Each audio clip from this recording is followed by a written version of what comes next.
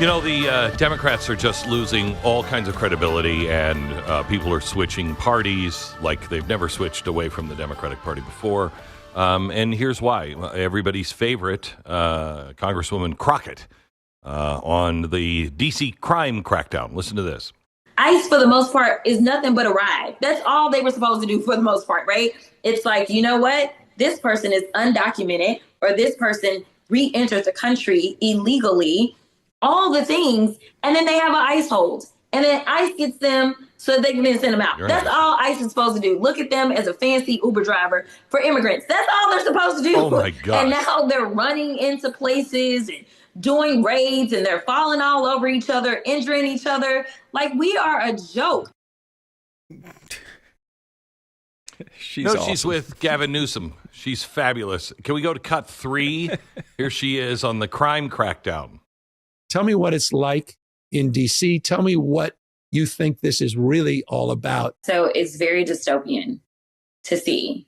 It's funny because I used to watch like The Handmaid's Tale, and I can't, right? I never finished, and I can't watch it because it is too close to reality. Oh, yeah. And so what we're seeing is this militarization, and obviously it started in your state.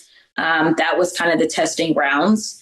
Going to your state, going to a Black woman mayor's city first. Oh, it's her city. And now we are in yet another Black woman-led city and taking over. And to me, it goes again to the level of racism and hate that is constantly spewed out of this administration. Stop. What a stunning twist. That's like M. Night Shyamalan. I would never expect her to go to a racial claim. Whoa. I know. Now let's go to Pritzker, the governor from Illinois, and what he has to say about what's going on. Cut 5. Must we? I built a Holocaust museum.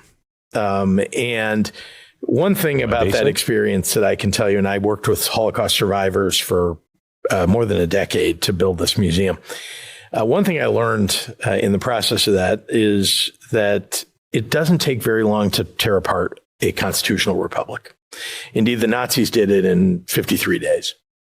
And our democracy is almost as fragile. Started in 1922. And we're seeing it right now. Yes, we are. Who's been tearing it apart, you fat? Anyway, so now we're pre-Nazi Germany, according to him. Uber drivers, ICE, it's the Handmaid's Tale in Washington, D.C. It's pre-Nazi Germany in Illinois. And here comes Stacey Abrams to help us with more. Cut 6. I want to tie this back to the abundance agenda and how you think about blue state power. If it is true that he's a grand Ayatollah, that mystical power extends and can be, he can anoint his prophets, and he can remain in. Stop. So we are good. We are now. He's now the Ayatollah. He's Hitler in The Handmaid's Tale, who is also the mystical Ayatollah who is appointing new prophets. We have said he has a lot of energy, Glenn, and there's a lot of different roles to pull off. He is covering a lot. Now, he's also trying to make peace, but Susan Rice, with all of her deep, deep credibility, has something to say about that. Really, Nicole, it's pathetic. It's been clearly and repeatedly established, including by the bipartisan Senate Intelligence Committee led by Marco Rubio, that Russia interfered in the 2016 election by disinformation campaigns, by social media efforts, by all sorts of means short of manipulating the actual vote. She's still pushing it. That's just a fact. Now, obviously, Donald Trump doesn't like that fact. He doesn't like the fact that the intelligence community and the Senate bipartisan intelligence committee assessed that this interference was intended to... Stop. I can't... How is this still happening with no pushback from, what was it, ABC or NBC? No pushback from NBC. None. Zero. All of the documentation has come out that shows she was part of the conspiracy. She was part of it. She was a ringleader in this. It's now showing all the documents, the facts. There's this little fantasy that the deep state has been pushing, and then there are the actual documents written to and by people like Susan Rice showing this was all made up. Wow. Wow. And that strange Hitler mystical Ayatollah and Handmaid's Tale guy who just wants everybody dressed in red robes cannot get that stopped. That is so very weird. Glenn, so weird. You've worked with charities for a long time. You've founded your own. It's done all this incredible work around the globe. Would you consider potentially putting together a fundraiser for the Democrats to come up with another literary reference than The Handmaid's Tale?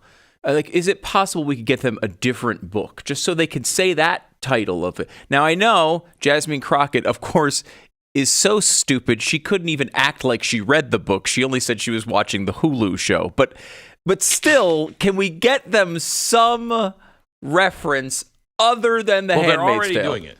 They're already doing it. When you talk about literary stuff, they're already doing it, Stu. Here we go. You ready? Mm-hmm. The DNC has now blacklisted terms that they don't want any of their people using. Okay? Oh, okay. Now tell me what these terms have in common. Blacklisted terms. Privilege. Violence, as in environmental violence. Dialoguing. Triggering. Othering, microaggression, holding space, body shaming, subverting norms, systems of oppression, cultural appropriation, the Overton window, existential threat to the climate, existential threat to democracy, existential threat to the economy, radical transparency, stakeholders, the unhoused, food insecurity, housing insecurity, people who immigrated, birthing person, cisgender, dead naming, heteronormative, patriarchy, LGBTQIA+, BIPOC, allyship, incarcerated people, and involuntary confinement. Those are the words that the Democrats are now telling their people, don't use any of these words. Those are the words that they forced everybody to use. So they are reading from a new book. They're just burning their own book. Gosh, it is absolutely incredible what is happening right now. Just absolutely nuts. I don't see how they're going to get through conversations without those words. Those are the only words they say. I know. I could just add some conjunctions in there, and I could make that into a speech.